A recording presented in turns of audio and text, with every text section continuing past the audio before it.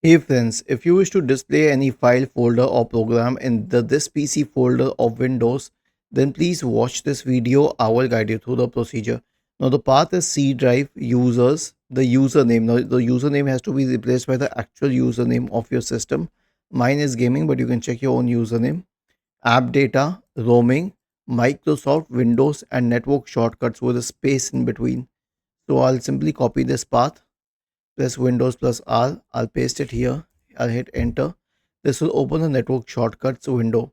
Now all I need to do is, let's say I want this folder in the this PC folder. I will simply copy it here, and that's it. That's all I need to do. It will show it in the this PC folder of the system. Was this helpful? If yes, then please subscribe to the channel. If not, then let us know in the comment section of the video on how we could help you further.